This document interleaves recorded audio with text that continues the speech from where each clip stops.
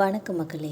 இன்றைக்கி நம்ம இந்த வீடியோவில் தமிழக அரசே விருது அறிவிக்கப்பட்ட ஒரு நடிகருக்கு தெருவோரம் இப்போ வசிச்சிட்ருக்க அவங்களோட மனைவி என்ன நடந்தது, யார் இவங்கன்றதை பற்றி இந்த வீடியோவில் நம்ம விரிவான ஒரு தொகுப்பாக பார்க்கலாம் வாங்க.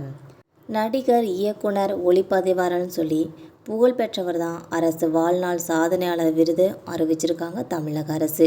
இன்னொரு பக்கம் இருக்கிறதுக்கு வீடு கூட இல்லாமல் அவங்களோட மனைவி தவச்சிக்கிட்டு இருக்காங்க.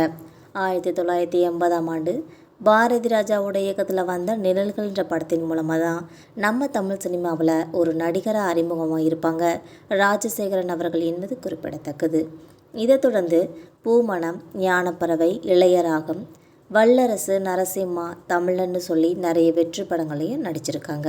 இவங்களோட நடிப்பில் கடைசியாக திரையரங்குகளில் வந்த படம் சரவணன் இருக்க பயம் என்ற இந்த படம் தான் கடைசியாக இவங்க நடித்த படம் என்பது குறிப்பிடத்தக்கது.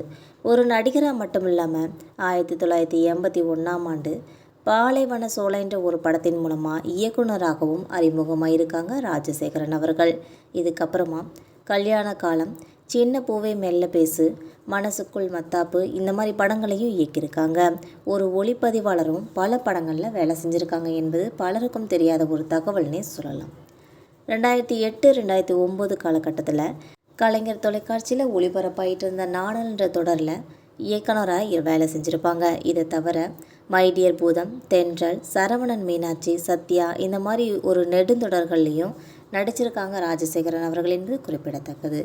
1990ஆம் ஆண்டு தாரா என்பவரை திருமணம் செஞ்சுக்கிட்டாங்க. இந்த தம்பதிகளுக்கு குழந்தைகளே இல்லை. இதுக்கிடையில் 2019ஆம் ஆண்டு செப்டம்பர் மாதம் உடல்நல குறைவால் தன்னோட 62 வயசில் காலமாயிட்டாங்க ராஜசேகரன் அவர்கள் என்பது குறிப்பிடத்தக்கது. இந்த நிலையில் அவருக்கு சின்ன திரையில் 2014ஆம் ஆண்டுக்கான வாழ்நாள் சாதனையாளர் விருது தமிழக அரசு சார்பில் கொடுக்கப்பட்டிருக்கு. இதில் முரண் என்னென்னா, ஒரு இயக்குனர், நடிகர், ஒளிப்பதிவாளர்னு சொல்லி கோலாட்சி செஞ்சிட்டு இருந்த ராஜசேகரனோட மனைவி தாரா அவர்கள் இப்போ வீடு இல்லாமல் தெருவோரங்களில் வசிக்கிற ஒரு அவல நிலைக்கு தள்ளப்பட்டிருக்காங்க. ராஜசேகரன் இருக்கிறதுக்கு கொஞ்ச நாளுக்கு முன்னாடி கடன் வாங்கி ஒரு புதிய வீடை வாங்கியிருக்காங்க. அவங்களோட மறைவுக்கு அப்புறமா அந்த வீட்டை வாங்கிய கடனை ராஜசேகரனோட மனைவி தாராவால் திருப்பி கொடுக்க முடியாத காரணத்தினால கடன் கொடுத்த பேங்க்கு வீட்டை ஏலத்தில் விட்டுட்டாங்க.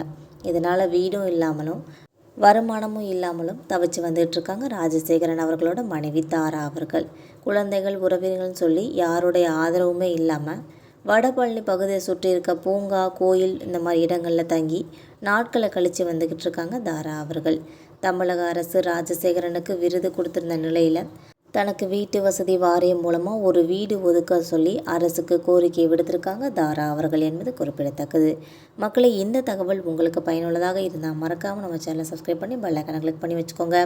அப்போ தான் நம்ம போகிற ரெகுலர் வீடியோக்கள் உடனுக்குடன் நோட்டிஃபிகேஷனை உங்களை வந்து சேரும். தேங்க்யூ.